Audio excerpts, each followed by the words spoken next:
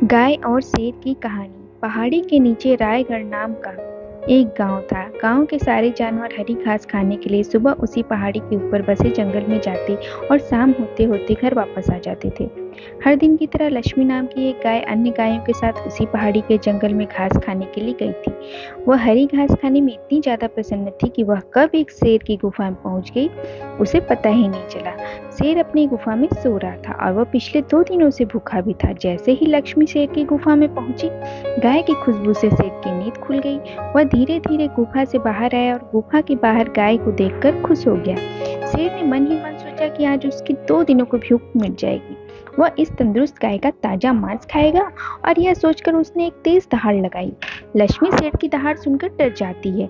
जब वह अपने आसपास देखती है तो वहां दूर दूर तक उसको कोई भी दूसरी गाय नहीं दिखी। जब वह हिम्मत करके पीछे मुड़ी तो उसने सामने शेर खड़ा हुआ दिखाई दिया। उस शेर ने लक्ष्मी को देखकर फिर से दहाड़ लगाई और लक्ष्मी से कहा, मुझे 2 दिनों से कोई शिकार नहीं मिल रहा था। मैं भूखा था, शायद इसीलिए भगवान ने मेरा पेट भरने के लिए तुझे मेरे यहाँ भेज दिया है। आज मैं तुझे खाकर अपनी भूख मिटा लूंगा। शेर की बात सुनकर लक्ष्मी डर जाती है। वह रोते हुए शेर से कहती है, मुझे जाने दो, मुझे मत खाओ। मेरा एक छोटा बच्चा है जो अभी सिर्फ मेरा ही दूध पीता है और उसे घास खाना अभी तक नहीं आया है। लक्ष्मी की बात सुनकर शेर हंसते हुए कहता है, तो क्या मैं अपने हाथ में आए शिकार को ऐसे ही जाने दूं? मैं तो आज तुझे खाकर अपनी 2 दिनों की भूख मिटाऊंगा। शेर के ऐसा कहने पर लक्ष्मी उसके सामने रोने लगी और विनती करते हुए कहती है कि आज मुझे जाने दो। मैं आज अपने बछड़े को आखिरी बार दूध पिला दूंगी और उसे बहुत सारा सा प्यार करके कल सुबह होते ही तुम्हारे पास आ जाऊंगी। फिर तुम मुझे खा लेना और अपना भूखा पेट भर लेना।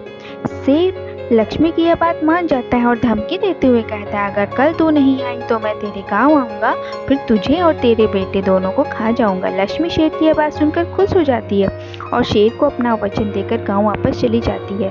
वहां से वह सीधे अपने बछड़े के पास जाती है, उसे दूध पिलाती है और बहुत सारा प्यार करती है। फिर बछड़े को शेर के साथ हुई सारी घटना बताती है और कहती है कि उसे अब अपना ख्याल खुद ही रखना होगा। वह कल सुबह होते ही अपना वचन पूरा करने के लिए शेर के पास चली जाएगी। अपनी माँ की बातें सुनकर बछड़ा रोने लगता है। दूसरे दिन सुबह होते ही लक्ष्मी जंगल की तरफ निकल जाती है और शेर की गुफा के सामने पहुंचकर शेर से कहती है, अपने वचन के अनुसार मैं तुम्हारे पास आ गई हूँ, अब तुम मुझे खा सकते हो। गाय की आवाज सुनकर शेर अपनी गुफा से बाहर निकल कर आता है और भगवान के अवतार में प्रकट हो जाता है। वह लक्ष्मी से कहते हैं, मैं तो बस तुम्हारी परीक्षा ले रहा था, तुम अपने वचन की पक्की हो। मैं इससे बहुत प्रसन्न हुआ। तुम अब अपने घर और बछड़े के पास वापस जा सकती हो।